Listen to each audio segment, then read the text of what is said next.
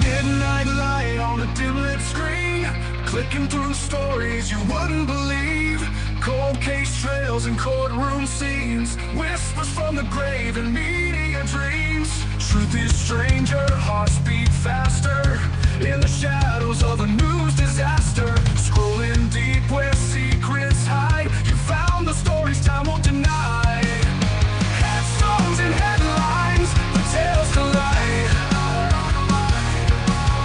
Justice and mystery, side by side. From backwoods clubs to breaking news lines, you shine a light where the silence lies. Oh, headstones and headlines, you dig where the truth won't die. Small town rumors and urban fear, a voice for the lost who can't speak here. Through every name, through every case, you hold the truth in a steady place. Cameras roll but justice lingers, truth unravels through careful fingers. You tell the story, speak their names in a world that's quick to look away. Headstones and headlines, the tales collide. Justice and mystery, side by side. From backwoods crimes to great night trials, you trace the echoes through every mile. Oh, headstones and headlines, you dig where the truth won't die.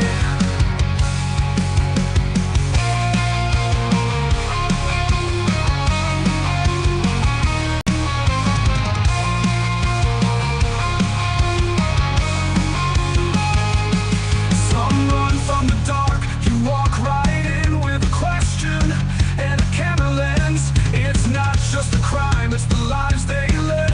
The voice is still talking from the books unread. Headstones and headlines, the veil is thin. Truth gets louder when you begin. With every view, with every line, you bring the forgotten back to life. Oh, headstones and headlines, you dig where the truth won't die. Yeah, headstones and headlines, you tell the stories that time can't hide.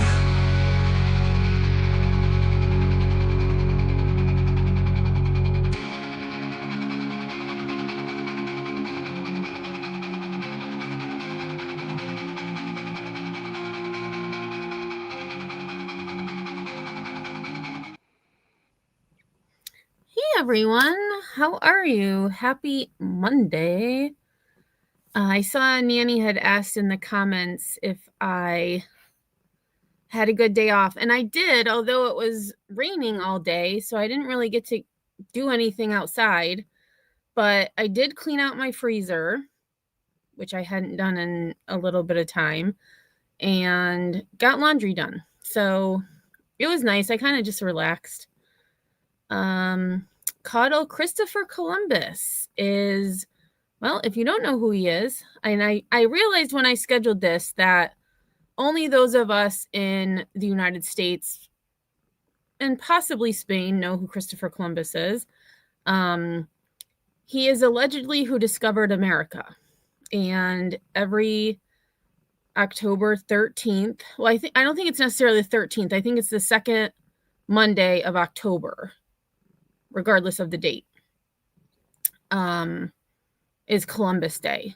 And it is now Indigenous Peoples Day, which I choose to recognize over Columbus Day because Columbus, in my opinion, was not a good person. Growing up, in school, we were taught, oh yeah, Christopher Columbus, the Nina, the Pinta, and the Santa Maria, and he discovered America, and he broke bread with the Native Americans. And, as you get older, you do your own research and you realize that the history books lie to us. So we're going to kind of just talk about who Christopher Columbus is, who he really is, And I found on the History Channel, they have a video just of how Columbus Day came about.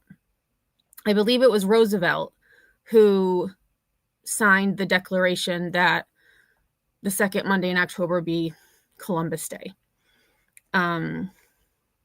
Hey, Pray for Rock and Roll. That's a cool name, not how you spell pray. And I did see, no one has to send me super chats. I just do it because I think it's fun. But I do appreciate it. Nanny, thank you so much for the heart and flowers. And then I did see Sinner #goals. And I wasn't kidding. I actually said to Sinner before this live, I kind of miss my words on stream that we did every Wednesday. I just kind of stopped doing it, and it's been a while.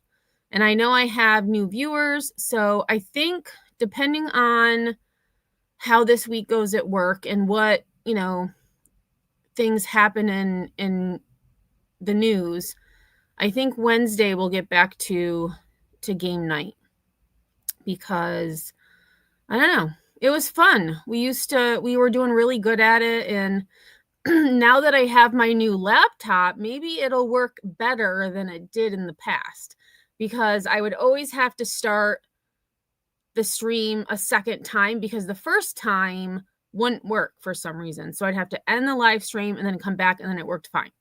It was the weirdest thing. Yeah, I mean, some of us were pretty good. And then I thought another creator, her name is Megs. I haven't watched her in probably, I don't know, at least a month, if not longer. And she would do words on stream as well. So I don't know why she's not showing up in my feed anymore. But anyways, thanks for being here, Nanny. I saw Sinner. Oh, it's doing that weird thing with our handles.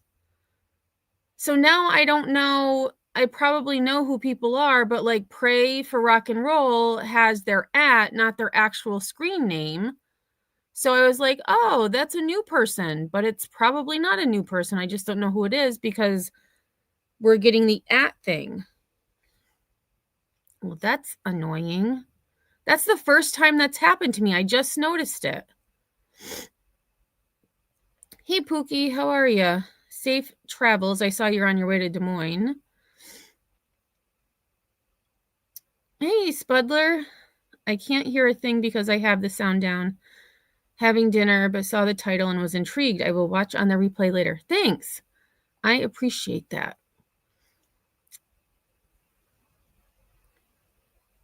Spudler, husband just rolled his eyes at me. Okay. Oh, it's Twist. Okay, thank you. Well, welcome, Twist. All right, so we're going to get started. I don't see this being a very long live. I just, thought I'd come live and not talk about anything too serious. I did see that there was an update if you remember, there was the case of the McDonald's manager. I think it was McDonald's manager who was killed by the employee who she was just mad that she was asked to go home. She clearly wasn't doing what she was supposed to do. I saw that there's an update in that, so I have to look at that, but we'll get back to that tomorrow. So the first thing I wanted to start with was this article from the History Channel. And as I didn't really do a lot of research for this, but when I was looking for a title or a quote for this live stream, I found this article of 5 scary Christopher Columbus facts. And so I'm like, we'll talk about him a little bit. And depending on where you go, what site you go to, they have different perspectives. The main thing to know is that Columbus was a murderer. He was an essayer. He wasn't a very good person. However, many see him as bringing the, two worlds together, so to speak. The only reason he found America was because he got lost. So he found America by accident. But we'll get into that. So, why Columbus Day courts controversy? Christopher Columbus's arrival in North America in 1492 undoubtedly changed the world and lives of the indigenous people he met. But was it for the better? I know several cities, states have actually taken down their statues of Christopher Columbus because of his true history. Others obviously have had them still standing. Spudler says, all I'm going to say about Columbus is different age, different culture. They all look bad in today's lens. That is true. That is true. I possibly, I always think about, like, if I grew up in the 60s, would I be this liberal minded? I don't know. If I lived, in the 20s, would I have that mind frame?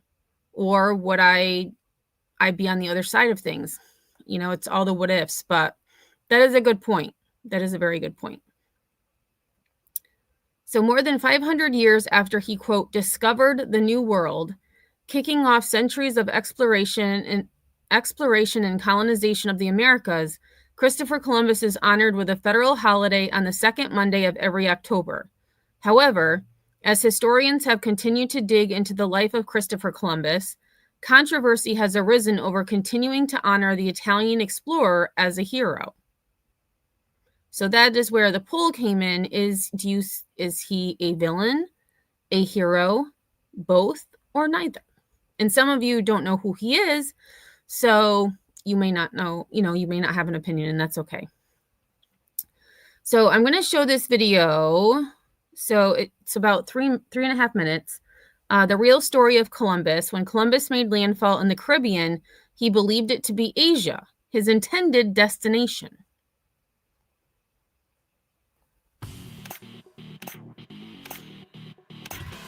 And just as a disclaimer, History Channel, this is used under fair use for educational purposes only. Italians have long celebrated Christopher Columbus. Wow, that volume is really low. Shared heritage. In 1937, President Roosevelt proclaimed October 12th as Columbus Day. And in 1971, President Nixon declared Columbus Day a national holiday to be observed on the second Monday of October. Okay, and why? Because Columbus discovered... Oh, and I just realized, let me see if this has, it doesn't look like, oh, here we go, subtitles. There we go. Sorry about that. I totally forgot to put those on. America and proved that the Earth was round. Except he didn't need to. Greek mathematician Pythagoras suspected we were living on a sphere as early as the 6th century BC. And Aristotle backed him up 2 centuries later when he noticed the Earth's shadow could be seen during a lunar eclipse, sliding past the moon in miniature, and it was round. I actually never knew that about Pythagoras. I mean, obviously I know the Pythagorean theorem is named after him, but interesting. So why did Columbus bother getting off the couch at all? Money. In the 15th century, spices were a hot commodity. Traders shipping them between Asia and Europe could get rich quick. However, with the fall of Constantinople to the Turks, Europe lost its most popular route to the treasures of the East. Columbus realized his opportunity, become the first person to plot a western route to Asia and enjoy unprecedented glory and riches. Inconsistent maps made calculating routes difficult. Columbus finally charted a southwestern course he believed was short enough. Oh, that's a cool map. Let me just back up a little bit. Oops. Routes difficult. Columbus finally charted. Okay, so it kind of goes back, but obviously here's Florida. Galicia? Interesting. I mean, look at this. Like, look how cool. Like, the maps were so detailed. Is this supposed to be like a monster fish or something? I'm not sure what that is, but that's pretty cool. Munchie, I see that. You can't judge people in the past by today's standards. That is true. However, taking someone's life and sexually assaulting them is the same then. I would still feel the same. But then again, I haven't lived back then, so I don't know, but I think that's always going to be wrong, regardless of the era. That's just me. I know, Pookie. That's what I said. This is the first time it's done this funky stuff with my chat. Even on StreamYard, it shows it like that, and I'm like, what is going on? I don't like it. The course he believed was short enough to keep him and his men from dying of starvation and thirst. Spain's Queen Isabella, eager to expand her empire, agreed to roll the dice on Columbus's route. So on that August morning in 1492, Columbus and his men sailed off in those famous ships, laden with hopes of finding their way to Asia and making both Spain and themselves a heck of a lot of money. After a pit stop in the Canary Islands, the charted world was behind them. Columbus had been right not to trust existing maps, but he didn't realize that his Munchie Jesus, on old maps, unexplored territory got a big ol' here be monsters. It's kind of cool. This one, it has the boat. Like, look how these maps just look so cool. His own plotted course to Asia was short by nearly 10,000 miles. Wow. Luckily, a series of islands, the future West Indies, lay almost exactly where he believed India to be, and the relieved sailors made landfall. This is where things get tricky. We're still not sure of the exact location where Columbus first landed, but he was convinced he'd made it to India and declared the route successful. Mission accomplished. The Indians who greeted him were actually an indigenous people who had lived there for centuries. So that makes sense. He thought it was India because Native American, well, in this case, indigenous peoples had lived here for centuries. So he thought he was in the right spot. So the claim that Columbus discovered the Americas is only true from a European perspective.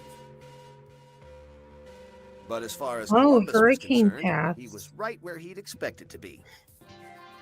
In an exotic land full of natives and spices.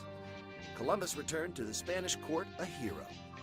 All were convinced the route was a success, and it surely was, but not as they'd expected.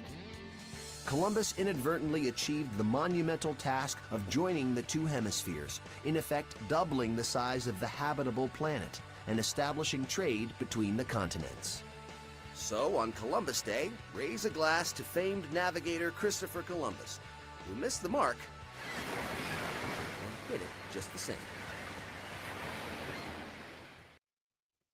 All right, so there we have that. Let me, oh, dang it. Crap. Here it is. Whoopsies. All right, so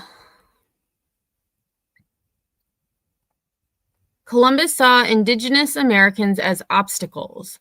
Like many European explorers, Christopher Columbus encountered indigenous people throughout his voyages. There are three main sources of controversy involving his interactions with the indigenous people he labeled, quote, Indians. The use of violence and slavery, the forced conversion of native peoples to Christianity, and the introduction of a host of new diseases that would have dramatic long-term effects on native people in the Americas. In an era in which the international slave trade was starting to grow, Columbus and his men enslaved many native inhabitants of the West Indies and subjected them to extreme violence and brutality. On his first voyage in On his famous first voyage in 1492, Columbus landed on an unknown Caribbean island after an arduous 3-month journey. Oh, and we have another video. Is this the same video? This is a different video. Okay, let's take a look at this one.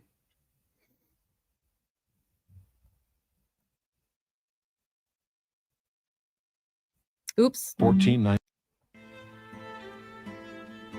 The Second Fleet left in September 1493 with huge expectations. Columbus was anxious to return to Hispaniola to see whether the little colony he'd left behind had resulted in a windfall of gold and spices. But what he found was that the colony had become a killing field.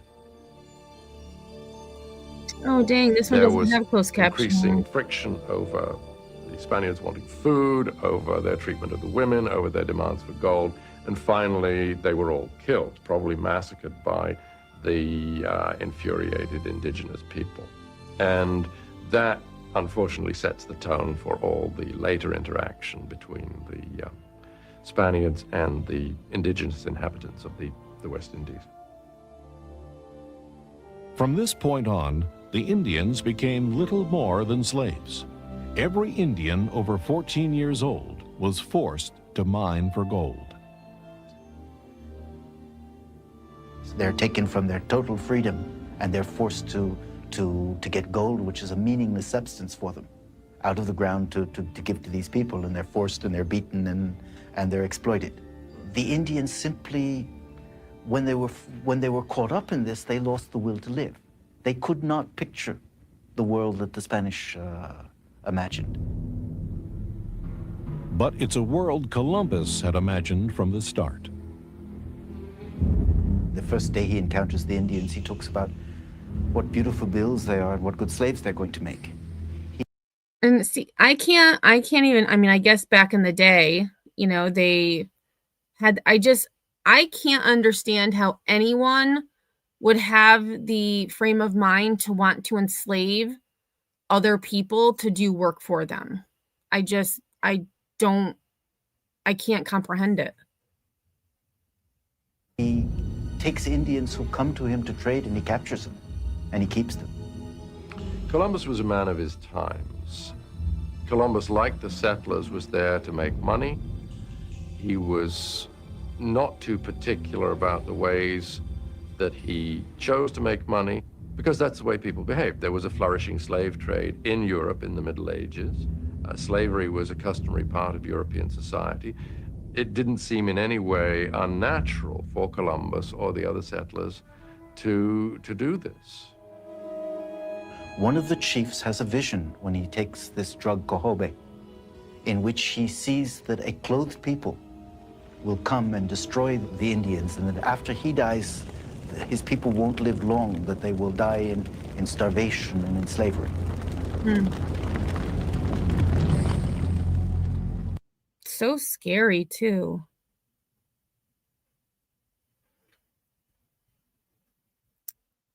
Okay. People then were the machines. Yeah, that is true. Munchy Cheese saying, I'm hearing an awful lot of maybes and supposedlys. Well, on his first day in the New World, he ordered 6 of the natives to be seized, writing in his journal that he believed they would be good servants. Throughout his years in the New World, Columbus enacted policies of forced labor in which natives were put to work for the sake of profits. Later, Columbus sent thousands of peaceful Taino, quote, Indians, from the island of Hispaniola to Spain to be sold. Many died en route. Those left behind were forced to search for golden mines and work on plantations. Within 60 years after Columbus landed, only a few hundred of what may have been 250,000 Taino were left on their island. As governor and viceroy of the Indies, Columbus imposed iron discipline on what is now the Caribbean country of the Dominican Republic, according to documents discovered by Spanish historians in 2005. In response to native unrest and revolt, Columbus ordered a brutal crackdown in which many natives were killed. In an attempt to deter further rebellion, Columbus ordered their dismembered bodies to be paraded through the streets.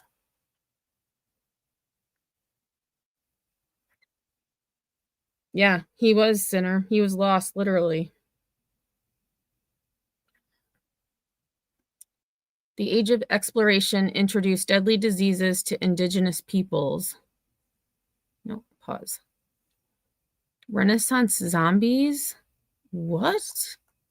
All right, we'll take a look at this too. These videos are interesting.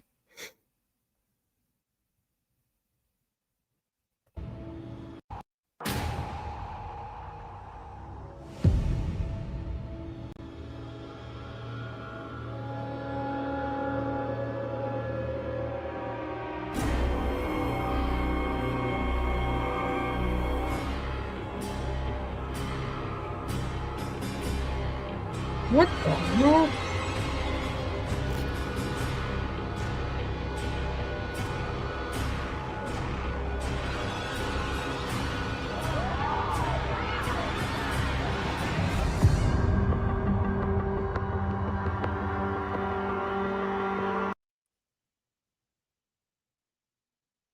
Hey, Angie, how are you?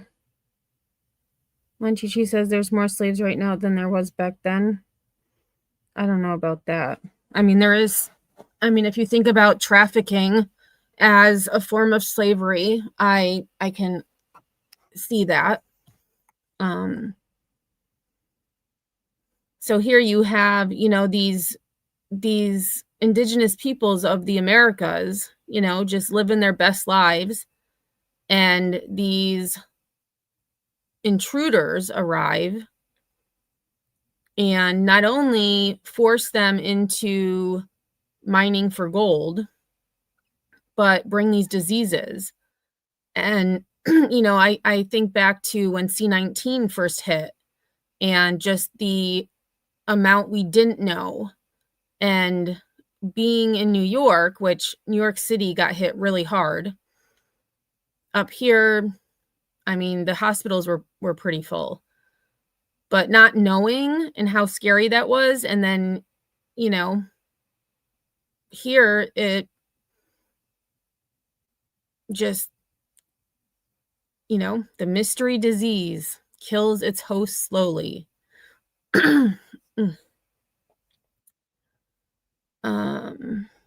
That is true, Twist. Perception is vast. That is very true. And yeah, he was a murderer. There's no denying Columbus was a murderer. No denying that. In my opinion, he was not a good person.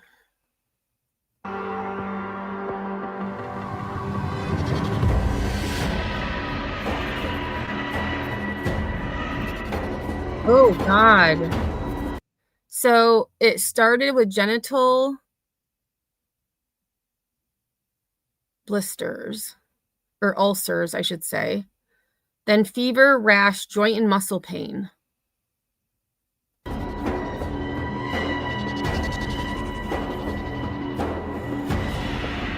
Ugh.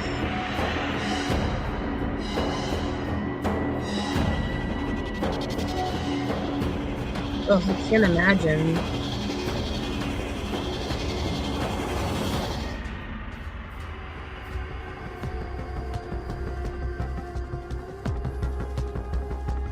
The French disease, interesting. Syphilis. Interesting. The name syphilis comes from a poem about syphilis, the supposed first victim of the disease. Huh.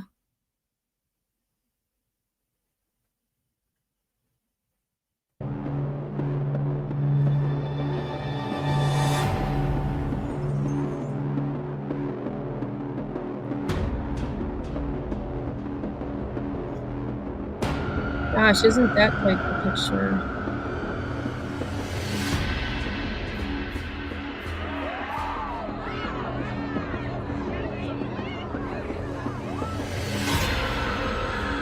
Oh my gosh.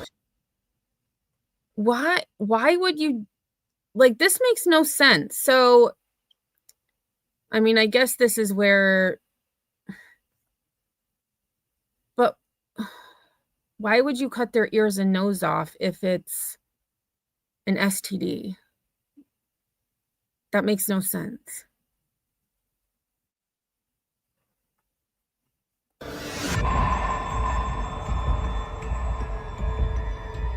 Oh gosh, Mercury.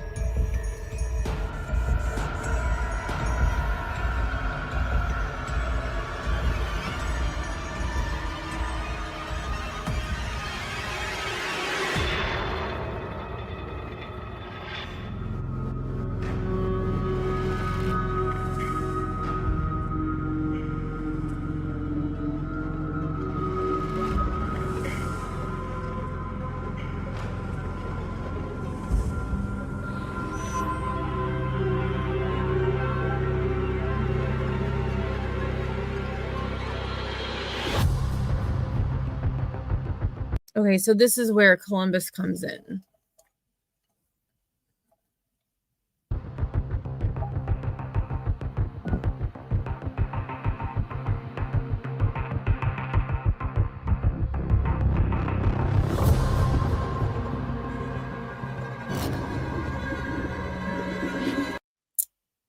A bacteria known as Treponema pallidum.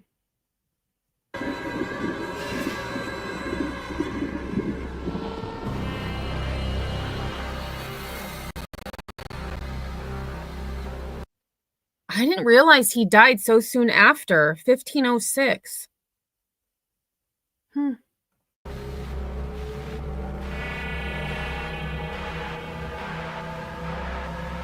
So arthritic pain, mental confusion and instability, inflammation of the eyes, and gout.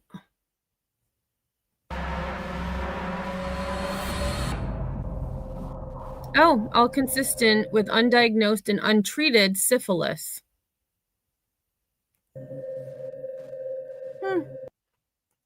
Interesting.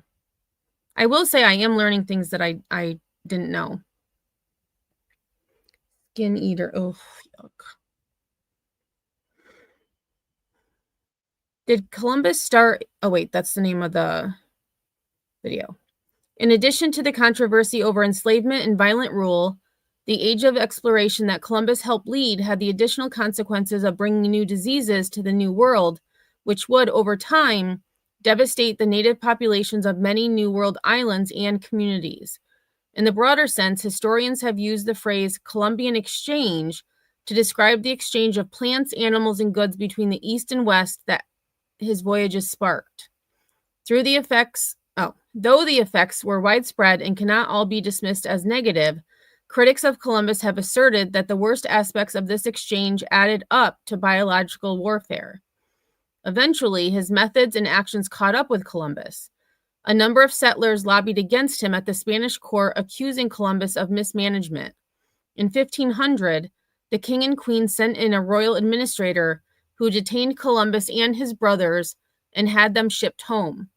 Although Columbus regained his freedom and made a fourth and final voyage to the New World, he had lost his governorship and much of his prestige. This historical record has cast Columbus's legacy under a cloud of controversy. Protests at Columbus Day parades, efforts to eliminate him from classroom curricula, and calls for changing the federal holiday have all followed. Beginning in 1991, dozens of cities in several states began adopting Indigenous Peoples Day, a holiday that celebrates the history and contributions of Native Americans rather than Columbus. And I have to look up an article. I just saw something with President Trump.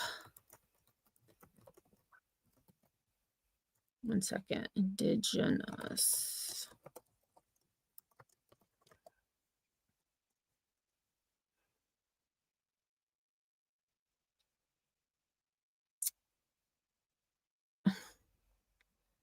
Okay, so this is from, so here we go. This kind of goes along with what I just read. So Trump calls Christopher Columbus the original American hero. Okay, no, get out of here. As he sidesteps Indigenous Peoples Day. We're back, Italians. While reclaiming Columbus Day as a federal holiday, the president lashed out at Americans who have acknowledged the Italian explorer's controversial legacy.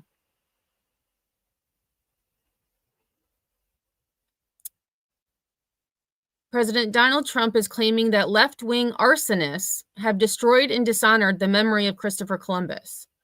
In a fiery holiday proclamation, the president refused to acknowledge Indigenous Peoples Day, instead reclaiming Columbus Day as a federal holiday and glorifying the Italian explorer as the original American hero.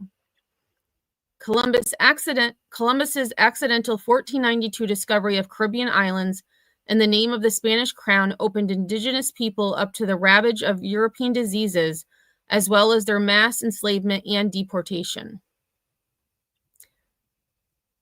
President Donald Trump is claiming that left-wing arsonists have destroyed and dishonored the memory of Christopher Columbus, the Italian explorer credited with initiating the European colonization of the Americas.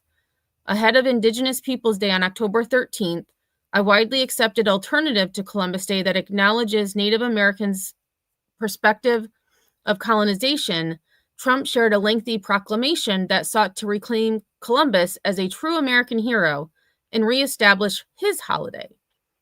Today, our nation honors the legendary Christopher Columbus, the original American hero, a giant of Western civilization, and one of the most gallant and visionary men to ever walk the face of the earth. I think that's a little overboard. This Columbus Day, we honor his life with reverence and gratitude, and we pledge to reclaim his extraordinary legacy of faith, courage, perseverance, and virtue from the left-wing arsonists who have sought to destroy his name and dishonor his memory. Yeah, Nanny, makes me wonder now how much more of history we were taught is not 100% accurate.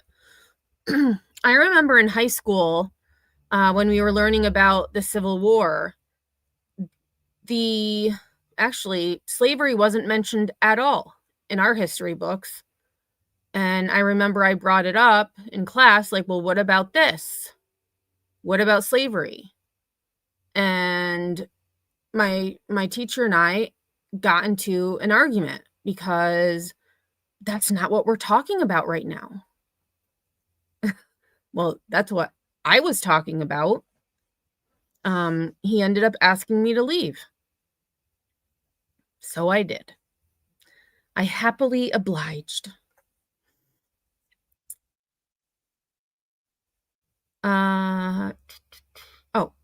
Whoops. Oh, I already read that part.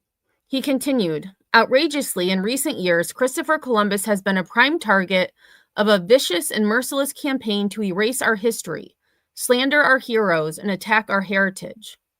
Before our very eyes, left-wing radicals toppled his statues, vandalized his monuments, tarnished his character, and sought to exile him from our public spaces. During the 2020 Black Lives Matter protests following the murder of George Floyd, some statues of Columbus were targeted for removal in the same way as those of Confederate leaders.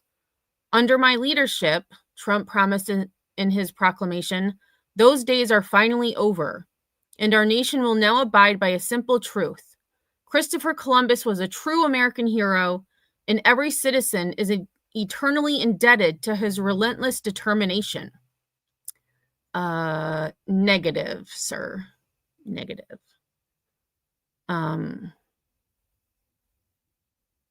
No, I don't have to be indebted to him ever.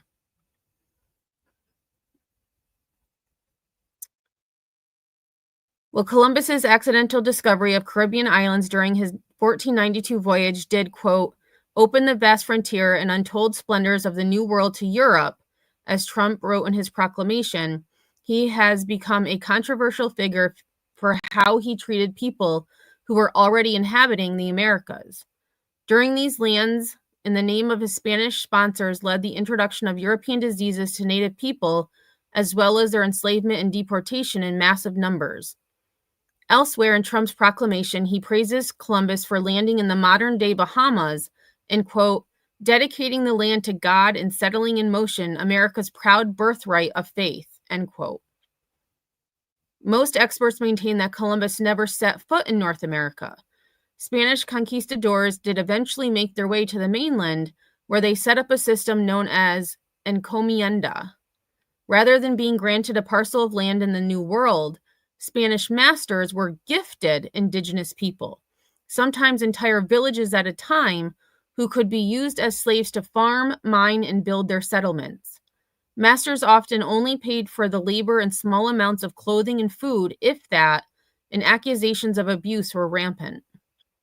Columbus returned to live the rest of his life in Spain following his 4 voyages to the Americas. He died in 1506 amid a lengthy battle with the crown about trade profits he felt he was owed. It wasn't until Puritan preachers began telling his story as an example of American perseverance, most notably one without ties to the British Empire, that he became the folk hero who earned himself a holiday. Nevertheless, in his proclamation, Trump concludes, "This Columbus Day, more than 500 years since Columbus arrived in the New World, we follow his example, we echo his resolve, and we offer our gratitude for his life of valor and grit. Above all, we commit to restoring a nation that once again dares to tame the unknown, honors our rich cultural inheritance, and offers rightful praise to our Creator above." Trump also used the proclamation to praise Italy's influence on America, saying, quote, "As we celebrate Columbus's legacy, we also acknowledge the contributions of the countless Italian Americans who, like him, have endlessly contributed to our culture and our way of life." When the president signed the proclamation on Thursday, October 9th, according to Fox News, he said, "We're back, Italians." Trump's predecessor, President Joe Biden, was the first U.S. president to commemorate Indigenous Peoples Day with a presidential proclamation. During his time in office, the messages issued on the second Monday in October had a much different tone than Trump's. In Biden's 2023 proclamation, he said, "The story of America's Indigenous peoples is a story of their resilience and survival, of their persistent commitment to their right to self-governance, and of their determination to preserve cultures, identities, and ways of life." Wait a minute.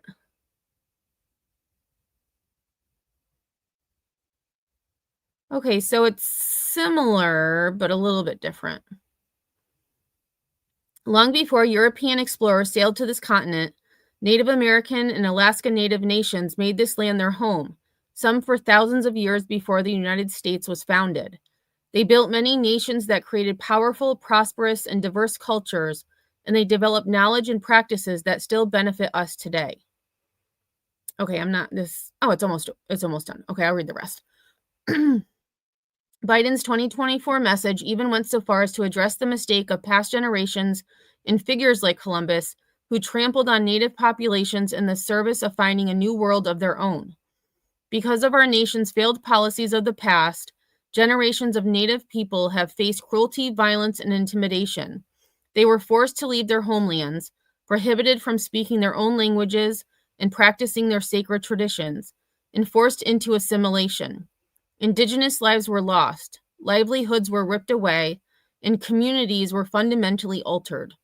Despite the trauma and turmoil, Indigenous peoples have persisted and survived. Their stories are testaments to the bravery and resolve of generations to preserve their heritage, cultures, and identities for those who came after them. That was a very good article, People Magazine. Thank you. Hey, Marie. Hey, Joe, how are you? Nanny says they took down a statue of Nathan Bedford in Tennessee because of the controversy. I've never heard of Nathan Bedford. Let me look him up. Nathan Bedford. Oh, he has a state park as well.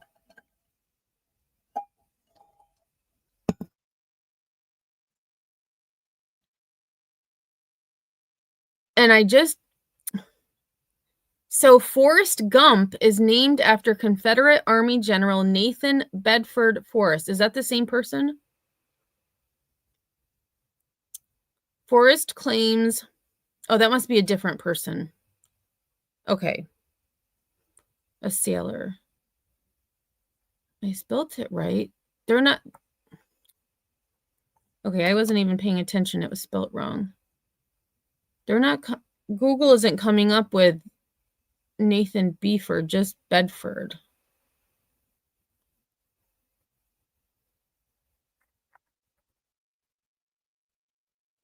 He was the leader of the KK. All right, let me put in that.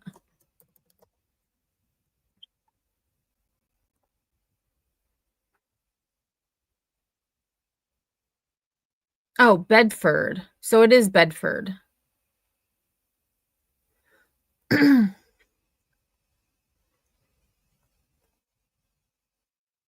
And they actually exhumed his body in 2021. But that's for another time. I'm gonna actually pin that article about him. I'll check it out later.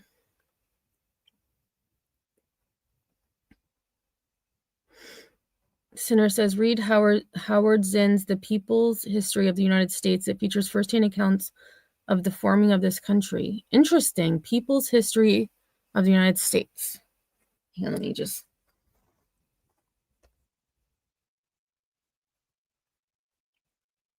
write that down.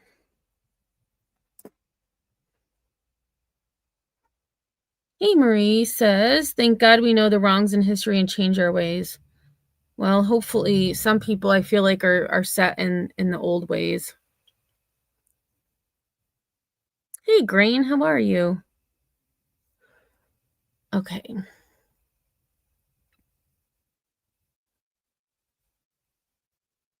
Oh, there's actually, so history. 10 years after his 1492 voyage, Columbus, awaiting the gallows on criminal charges in a Caribbean prison, plotted a treacherous final voyage to restore his reputation. Interesting. Oh, that was the end of the article. Let's go to this one, and then I have one last one to read. 10 things you may not know about Christopher Columbus.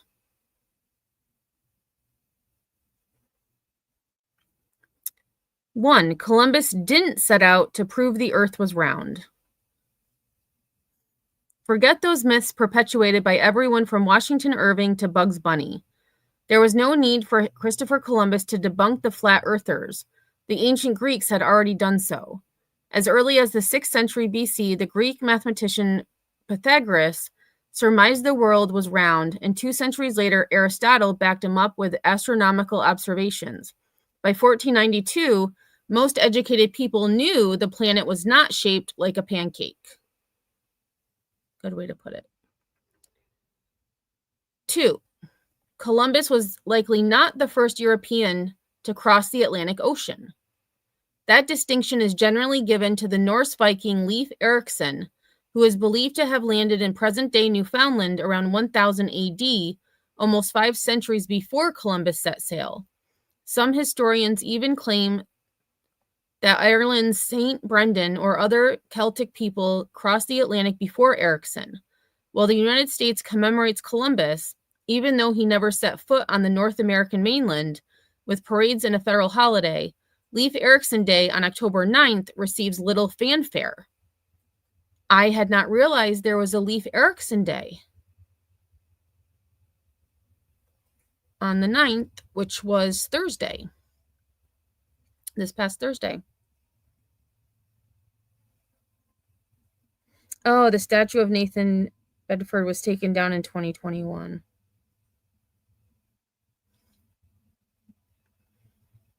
3 countries refused to back Columbus's voyage.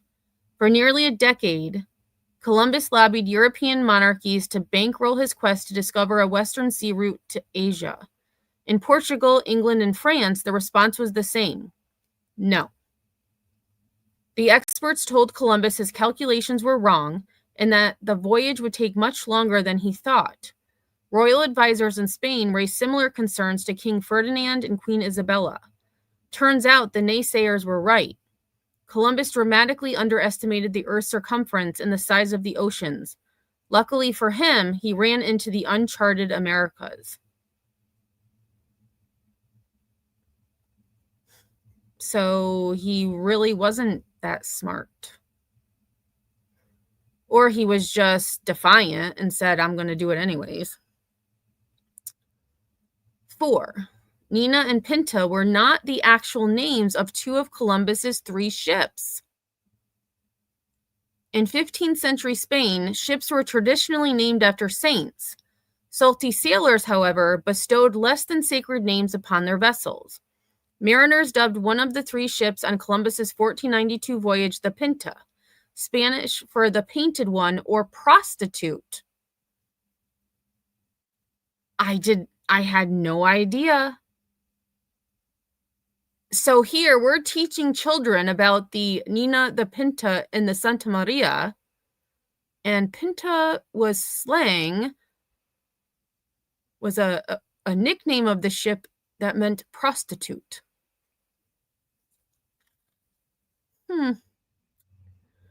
The Santa Clara, meanwhile, was nicknamed the Nina in honor of its owner, Juan Nino.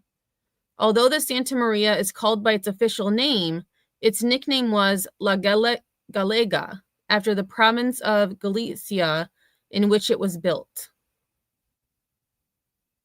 Right, Nanny? Can you imagine? Kids are learning about these 3 ships, and the Pinta means prostitute. And it was nicknamed by salty sailors.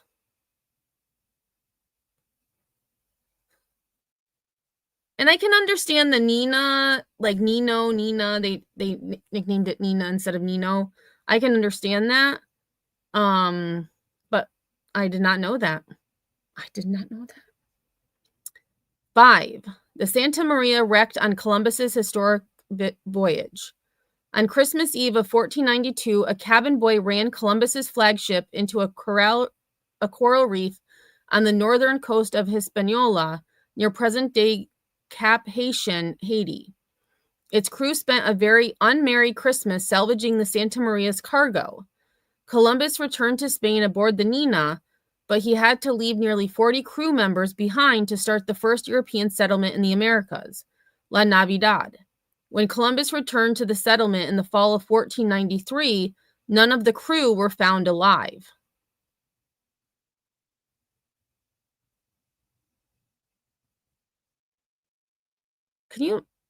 So he left them to start a settlement, and when he got back a year later, they were all dead.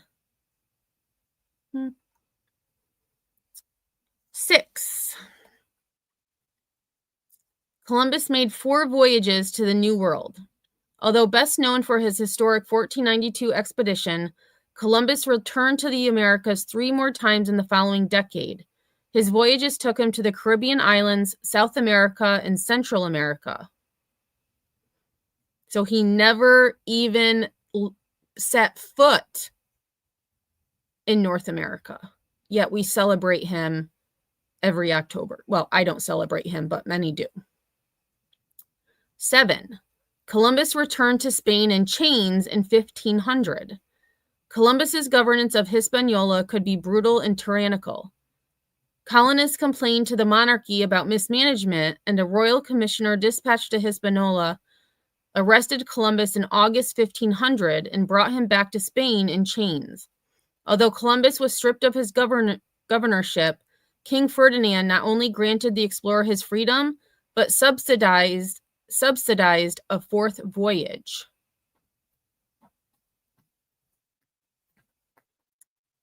Wild. 8. A lunar eclipse may have saved Columbus.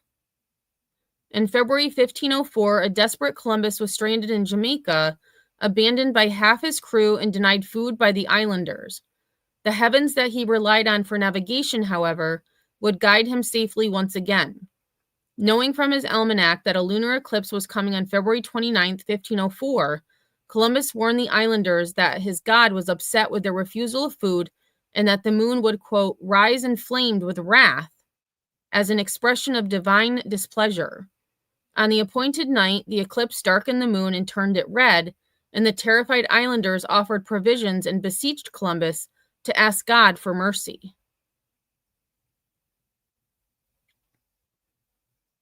9. Even in death, Columbus continued to cross the Atlantic. Following his death in 1506, Columbus was buried in Valladolid, Spain, and then moved to Seville. At the request of his daughter-in-law, the bodies of Columbus and his son Diego were shipped across the Atlantic to Hispaniola and interred in a Santo Domingo cathedral. When the French captured the island in 1795, the Spanish dug up remains thought to be those of the explorer and moved them to Cuba before returning them to Seville after the Spanish-American War in 1898. However, a box with human remains in the explorer's name was discovered inside the Santo Domingo Cathedral in 1877. Did the Spaniards exhume the wrong body? DNA testing in 2006 found evidence that at least some of the remains in Seville are those of Columbus. The Dominican Republic has refused to let the other remains be tested. It could be possible that, aptly, pieces of Columbus are both in the New World and the Old World. And number 10, heirs of Columbus in the Spanish monarchy were in litigation until 1790.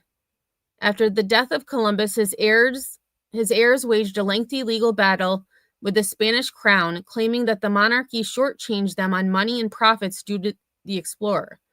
Most of the Colombian lawsuits were settled by 1536, but the legal proceedings nearly dragged out until the 300th anniversary of Columbus's famous voyage. Interesting. Very interesting. All right, so I have one last thing that I wanted to take a look at, and this was from ibw21.org. I don't know who this is, but I just wanted to read this because when I was looking for a quote for the title of this video, this actually came up, and I think it's important to take a look at because they are very scary quotes. So, 5 scary Christopher Columbus quotes that let you celebrate the holiday the right way. So they start off by saying, Happy Columbus Day. I hope you're celebrating the holiday appropriately by breaking into someone's home and claiming that you discovered and now own it. Or you could just, mourn the genocide of indigenous people by shopping. Because we all grieve in different ways. You've probably heard lots of great things about Christopher Columbus and tons of inspiring quotes from him about hard work, God, the sea, etc. But those don't really capture what Columbus and the colonial expansion of which he was part were all about. So, without further ado, allow me to present these quotes that you may not have heard from or about Christopher Columbus. 1. Conquest, the perfect chaser for expelling Muslims and Jews. You don't have to be an academic to link Spain's colonial expansion abroad with its Inquisition at home. Columbus made the connection himself. Of course, he saw this as a good thing, not a bad one. A killer combo, if you will. He wrote to King Ferdinand and Queen Isabella of Spain, Your Highnesses, as Catholic Christians and princes who love the holy Christian faith and the propagation of it, and who are enemies to the sect of Muhammad, Islam, and to all to all idolatries and heresies, resolved to send me, Cristobal Colon, to the said parts of India to see the said princes, with a view that they might be converted by our holy faith. Thus, after having turned out all the Jews from all your kingdoms and lordships, your highnesses gave orders to me that with a sufficient fleet I should go to the said parts of India. I shall forget sleep and shall work at the business of navigation so that the service is performed. Me too, Nanny. I did. I learned a lot too. Nanny says he was a scammer. He grifted for his trip too, right? Joe said the U.S. hasn't learned anything from history. Look back. They just keep repeating it. That is very true. 2. These natives are so nice, we'd be crazy not to enslave them. This excerpt from Columbus's diary describes the Arawak people who greeted him and his men. They brought us parrots and balls of cotton and spears and many other things, which they exchanged for the glass beads and hawk's bells. They willingly traded everything they owned. They were well built, with good bodies and handsome features. They do not bear arms and do not know them, for I showed them a sword. They took it by the edge and cut themselves out of ignorance. They have no iron. Their spears are made of cane. They would make fine servants. With 50 men, we could subjugate them all and make them do whatever we want. 3. I was right about how easy that whole subjugation thing would be. In another letter to King Ferdinand, Columbus wrote, "As soon as I arrived in the Indies, in the first island which I found, I took some of the natives by force, in order that they might learn and might give me information of whatever there is in these parts. And so it was that they soon understood us, and we them, either by speech or by signs, and they have been very serviceable." Number 4, RAPE, exclamation point. Columbus was such a mensch, he would let his men do whatever they wanted with the natives they captured. One of his men and a childhood friend of Columbus, Michel d'Acuneo, describes in a letter how he arred a native woman. Okay, trigger warning. While I was in the boat, I captured a very beautiful Carib woman, whom the said Lord Admiral gave to me. When I had taken her to my cabin, she was naked, as was their custom. I was filled with a desire to take my pleasure with her and attempted to satisfy my desire. She was unwilling, and so treated me with her nails that I wished I had never begun. But, to cut a long story short, I then took a piece of rope and whipped her soundly, and she let forth such incredible screams that you would not have believed your ears. Eventually, we came to such terms, I assure you, that you would have thought that she had been brought up in a school for whores.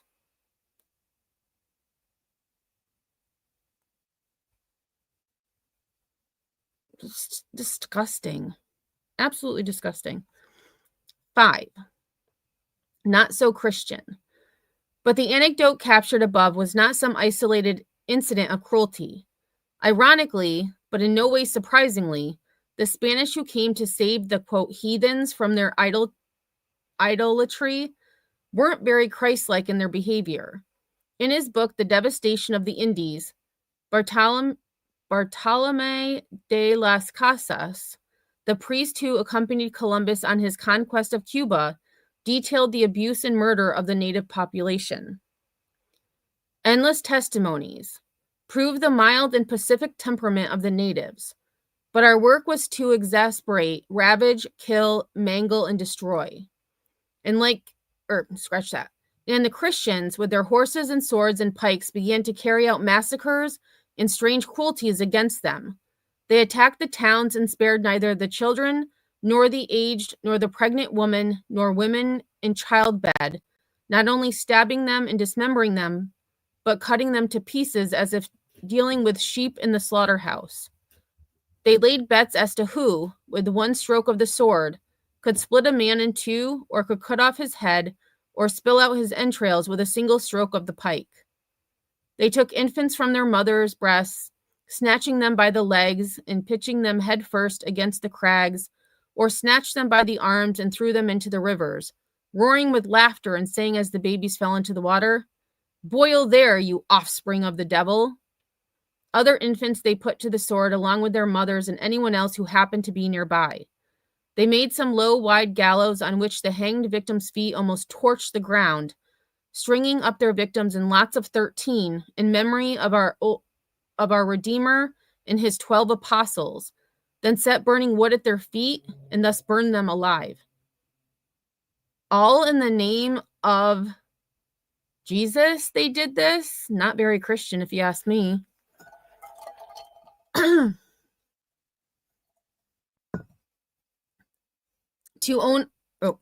To others, they attached straw or wrapped their whole bodies in straw and set them afire. With still others, all those they wanted to capture alive, they cut off their hands and hung them round the victim's neck, saying, "Go now, carry the message," meaning, take the news to the Indians who have fled to the mountains. They usually dealt with the chieftains and nobles in the following way. They made a grid of rods which they placed on forked sticks, then lashed the victims to the then lashed the victims to the grid and lighted a smoldering fire underneath, so that little by little, as those captives screamed in despair and torment, their souls would leave them. So happy Columbus Day. Or actually, let's follow the cities and states who have stopped celebrating Columbus Day and celebrate instead Indigenous Peoples Day. Hey, Curious, how are you? I would agree with that. And I wonder too, like, where these journals are. Like this, there were hyperlinks. Let me see where this hyperlink goes. Oh, I don't think that's the right link because it brought me to some writing source. Let me see if this one works.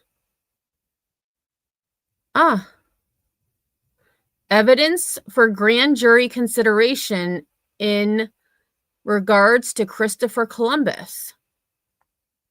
19 pages.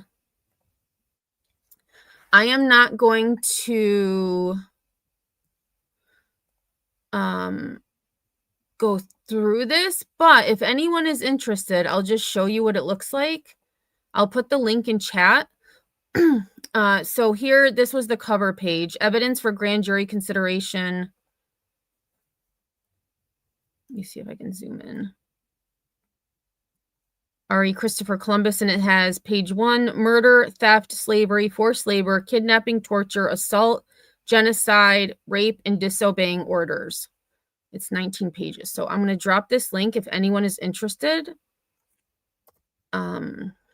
Definitely take a look. I will be also pinning that for myself so that I have a lot of things to read today. Let me see what the other hyperlinks went to. The one didn't work.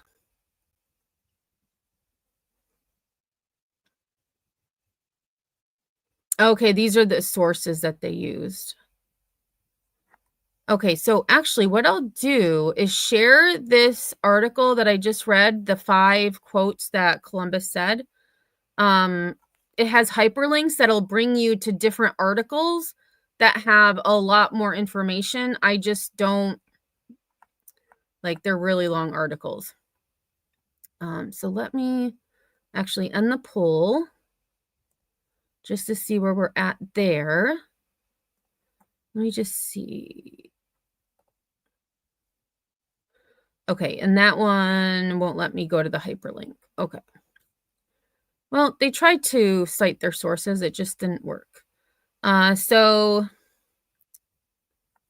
the poll, so Christopher Columbus was both a hero and villain, 35%, a villain, 23%, neither a villain or hero, 23%, and 19% believe he is a hero. So y'all know my take on it. I'm not sure he did any good. One thing I do know, though, is that we as North Americans should not celebrate Christopher Columbus because he never set foot on this land, ever. So for someone to deem him the epitome of a hero, no. Oh, thanks, Evil Queen. I appreciate that. Oh, a sad robot. Oh my gosh, it looks like a... Was that a Sega controller? That is so cute. He's got a broken arm, or a hurt arm, and a Band-Aid on his head, which is actually part of the controller. Nanny says, I wonder if the poll would be different after this. That's true. If people You know what? I'll do another poll. There's not as many of us here, but let's just see what happens. Okay, so I'm going to say, after hearing the articles, do you believe Columbus is? All right, so we'll say hero, villain, both, and neither. Oh, man, I spelled that really wrong. Let me fix that. All right, so we'll see how this goes for this one. And then we will wrap this up. Very true. Learn your history so it does not repeat. And I've been reading a lot about the Dachau, the concentration camp I think it was in Birkenau. Can't remember, but I've been reading a lot about that. And that's one thing, besides the Titanic, one thing that I really love learning and reading about is the Holocaust. And just recently, I have spoke to people who believe it never happened. And I cannot wrap my head around the fact that people don't believe that millions of people were murdered because of who they were. I thought in my head, well, I'm not going to be friends with this person. No way. No way. So if anyone has like book recommendations, I did see that the author of The Tattooist of Auschwitz just came out with a new book. I don't remember the title, but I am going to, let's see, what was the author's name? I'm going to Google it quick. Heather Morris. I didn't know she was from New Zealand. Author. Oh, she's an older woman. She's so cute.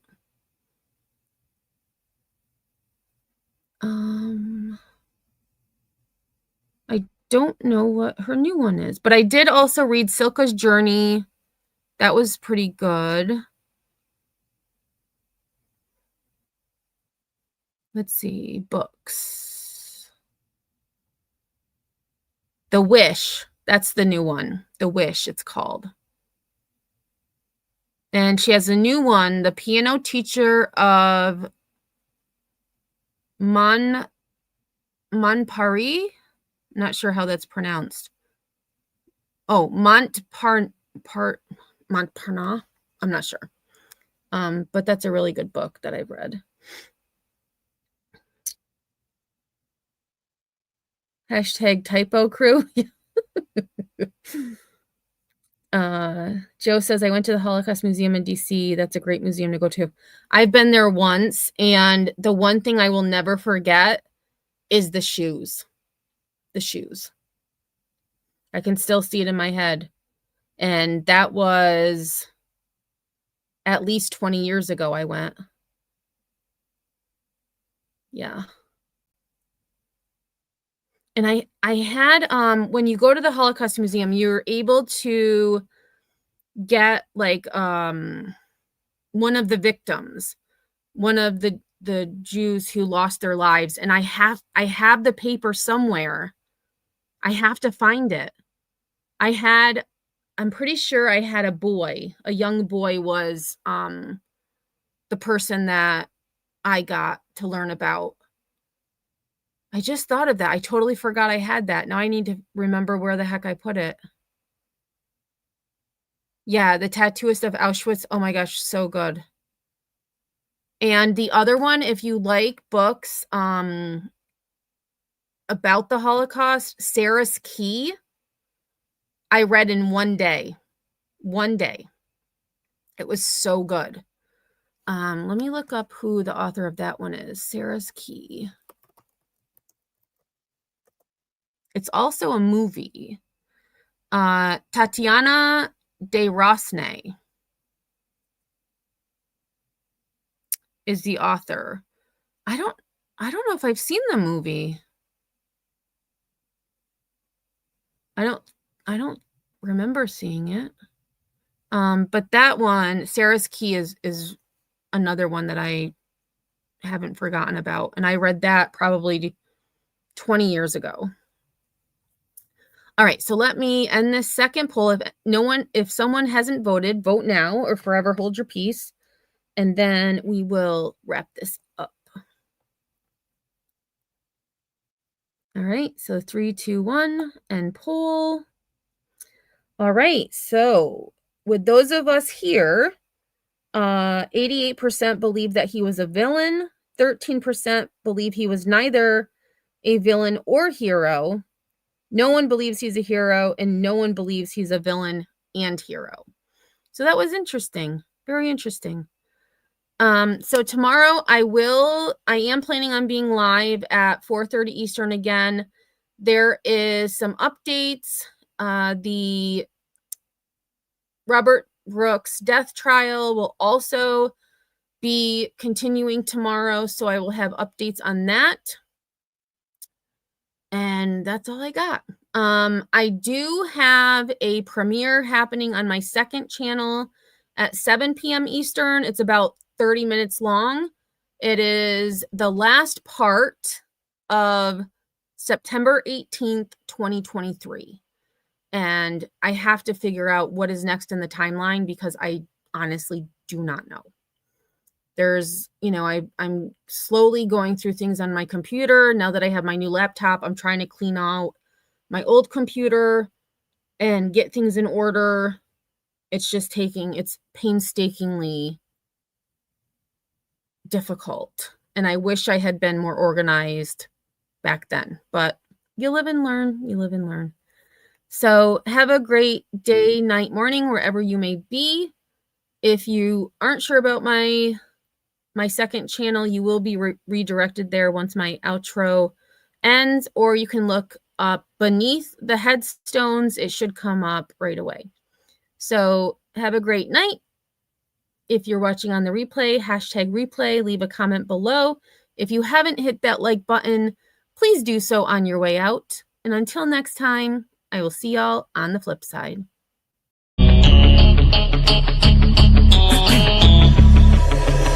You have one shot on stage, what you got to play? Generic drops for days, still the people rage. Am I not insane? Can you stop and explain why these drops are so lame? Is money buying you fame? I'm fucking on, I'm killing it with this song. You haters can sing along or go back where you belong. Yeah, there's nothing wrong with giving up, moving on. Cause I took your girl to prom, she can't help but sing this song. Comes off till the lights go out, till my legs give out. Can't shut my mouth till the smoke clears out. And my high harass, I'ma rip this shit till my bones collapse. Till the roof comes off, till the lights go out, till my legs give out. Can't shut my mouth till the smoke clears out. And my high harass, I'ma rip this shit till my bones collapse.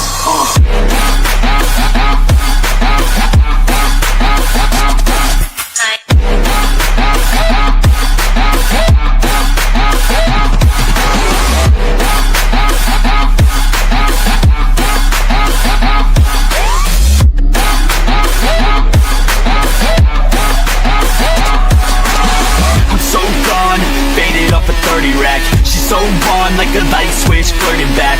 There's nothing wrong with the way that she's working that. I just want that body bad, come on baby, bring it back. I'm so gone, faded off a 30 rack. She's so on like a light switch, flirting back. There's nothing wrong with the way that she's working that. I just want that body bad, come on baby, bring it back.